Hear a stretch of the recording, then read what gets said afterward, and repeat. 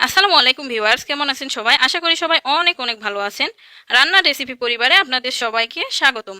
আবারও ফিরে আসলাম নতুন একটি রেসিপি নিয়ে। আজকের রেসিপি হলো আলু দিয়ে হাঁসের মাংস। আপনারা খুব সহজে ঘরে থাকা অল্প কিছু মশলা দিয়ে রান্না করে নিতে পারেন এই মজাদার রেসিপিটি। তো চলুন দেরি না করে দেখে নেওয়া যাক হাঁসের মাংস আলুর ঝোলে কি কি উপকরণ লাগছে।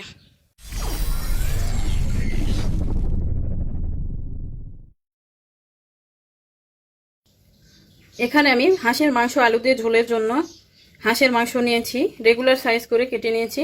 আমি এখানে একটা হাঁস পুরোটাই নিয়েছি। আলুগুলো আমি ছাল ছাড়িয়ে কেটে ভালোভাবে ধুয়ে নিয়েছি। পেঁয়াজ কুচি 1 কাপ পরিমাণ, আদা বাটা 1 চামচ, রসুন বাটা 1 চামচ, ধনিয়া গুঁড়া 1 চামচ, জিরা গুঁড়া 1 চামচ, গুঁড়া মরিচ 1.5 চামচ পরিমাণ। আপনারা ঝাল কম চাইলে আরও কম নিতে পারেন গুঁড়া মরিচের পরিমাণটা। এখানে নিয়েছি গরম মশলা গুঁড়া 1/2 চামচ, ভাজা জিরার গুঁড়া 1 চামচ।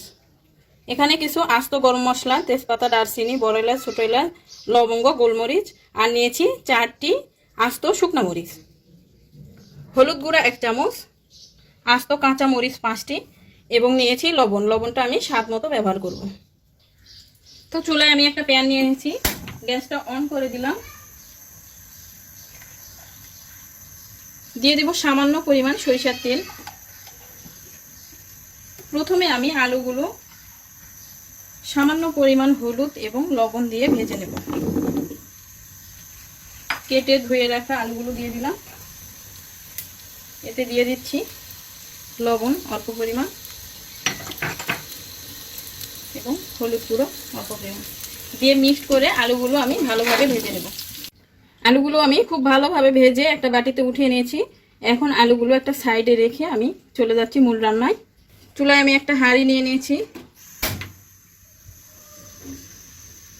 হাঁড়িটা গরম হওয়া পর্যন্ত অপেক্ষা করব।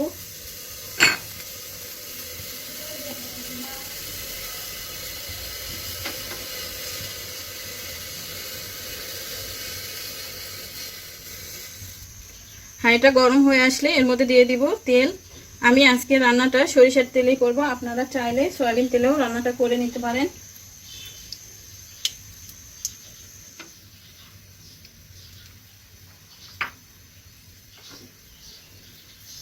তেলটা গরম হয়ে আসলে আমি প্রথমে দিয়ে দিচ্ছি শুকনো মরিচ,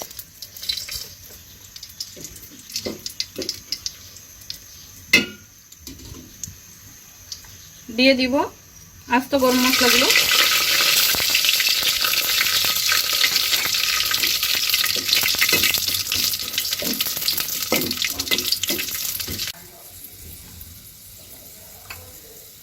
এখন আমি এর মধ্যে দিয়ে দিচ্ছি পেঁয়াজ কুচিগুলো।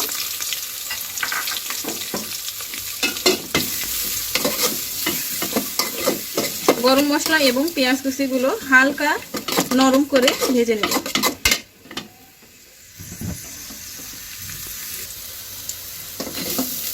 পেঁয়াজগুলো হালকা নরম হয়ে আসছে। এখন আমি এর মধ্যে সবগুলো মশলা অ্যাড করব। তার আগে অ্যাড করব সামান্য পরিমাণ পানি। পানিটা অ্যাড করলাম যাতে পেঁয়াজ এবং মশলাগুলো না পুড়ে যায়।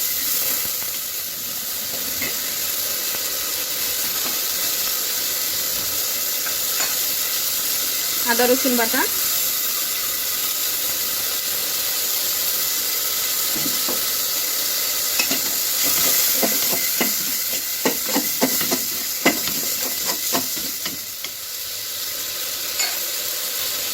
গুঁড়ো মরিচ। আমি আবারও বলছি, আপনারা ঝালের পরিমাণটা কেমন খাবেন সেই অনুযায়ী দিয়ে দিবেন। আমি 1.5 চামচ পরিমাণ গুঁড়ো মরিচ দিয়েছি, একটু ঝাল বেশি হবে, আপনারা চাইলে পরিমাণটা আর একটু কমিয়ে দিতে পারেন।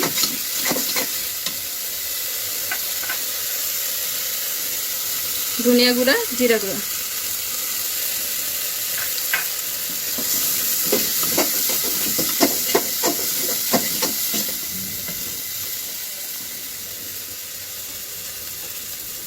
হলুদ গুঁড়া,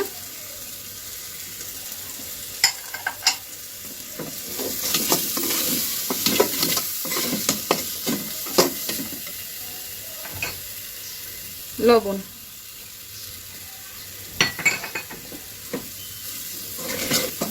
সবগুলো সবগুলো মশলা দেওয়া হয়ে গেলে আমি মশলাগুলো খুব ভালোভাবে কষিয়ে নেব। আর আমি তেলের পরিমাণটা একটু কমই ব্যবহার করেছি, কারণ হাঁসের চামড়াতে প্রচুর পরিমাণ তেল থাকে। মাংসগুলো দেওয়ার পরে অনেক তেল বেরিয়ে আসবে।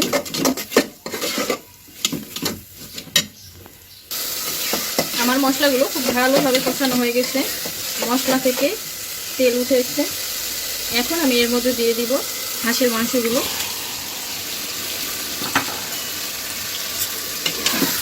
হাঁসের মাংসগুলো দেওয়ার পরে মশলার সাথে মিক্স করে খুব ভালোভাবে কষিয়ে নেব আমি 7 থেকে 8 মিনিট।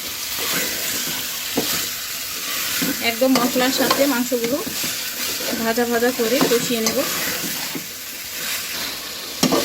আমি মাংসগুলো মশলার সাথে খুব ভালোভাবে কষিয়ে নিয়েছি। আমি 8 মিনিট খুব ভালোভাবে কষিয়ে নিয়েছি। এখন এর মধ্যে দিয়ে দিব ভেজে রাখা আলুগুলো। আলুগুলো দিয়ে আমি মিক্স করে আবারও কষিয়ে নেব 5 মিনিট। হাঁসের মাংস যত কষানো যায় খেতে তত মজা লাগে। এভাবে একটু সময় ধরে কষিয়ে নিলে খেতে খুব টেস্টি হয়। তো আমি আবারও 5 মিনিট আলুর সাথে মাংসগুলো কষিয়ে নেব। আমি আলু এবং মাংসগুলো খুব ভালোভাবে কষিয়ে নিয়েছি। দেখুন ভিউয়ার্স, কালারটা এখনই চেঞ্জ হয়ে গেছে। আমি মাংস এবং আলুটাকে কষানোর ফলে প্রায় হাফ সেদ্ধ হয়ে আসছে। এখন আমি এর মধ্যে দিয়ে দেব পানি। পানিটা আমি একেবারে দিয়ে দিচ্ছি। মাংস যে অল্প পরিমাণ সেদ্ধ হওয়ার বাকি আছে, মাংসটা এই পানিতে সেদ্ধ হয়ে যাবে এবং একটুখানি ঝোলও রয়ে যাবে।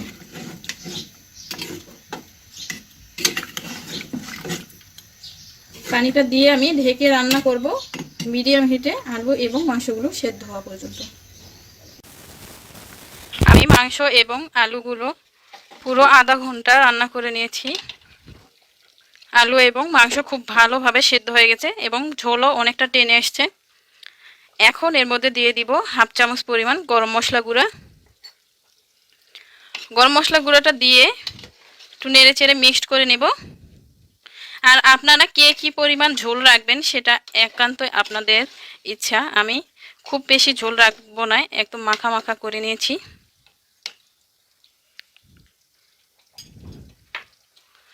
দিয়ে দিচ্ছি কাঁচামরিচ। কাঁচামরিচটা দিয়ে আমি মিডিয়াম টু লো হিটে ঢেকে রান্না করব 2 মিনিট।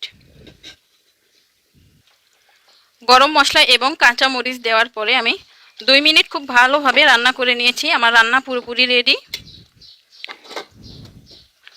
এখন আমি এর মধ্যে দিয়ে দিব 1 চামচ পরিমাণ ভাজা জিরার গুঁড়া।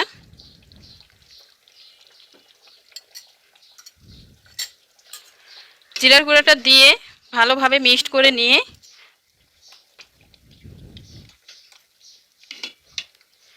আমি এখন চুলাটা অফ করে পরিবেশন করে নেব। আমি হাঁসের মাংসের তরকারিটি পরিবেশন করে নিয়েছি। দেখুন ভিউয়ার্স, দেখতে কত সুন্দর হয়েছে। এইভাবে হাঁসের মাংস রান্না করলে গরম গরম ভাত বা বিরিয়ানি, পোলাও যাই বলেন না কেন জাস্ট জমে যাবে। আপনারা খুব সহজেই তৈরি করে নিতে পারেন হাঁসের মাংসের ঝোল। আপনারা আলু চাইলে দিতেও পারেন, আবার নাও দিতে পারেন। তো আশা করছি আজকের রেসিপিটি আপনাদের অনেক ভালো লাগবে। আমার আজকের রেসিপিটি যদি ভালো লাগে তাহলে অবশ্যই লাইক, কমেন্ট, শেয়ার করুন। আর নতুন নতুন মজাদার রেসিপি পেতে আমার চ্যানেলটিকে সাবস্ক্রাইব করুন। আবারও ফিরে আসব নতুন কোনো ভিডিও নিয়ে। আজকে এই পর্যন্তই। সেই পর্যন্ত আপনারা ভালো থাকুন, সুস্থ থাকুন। আল্লাহ হাফেজ।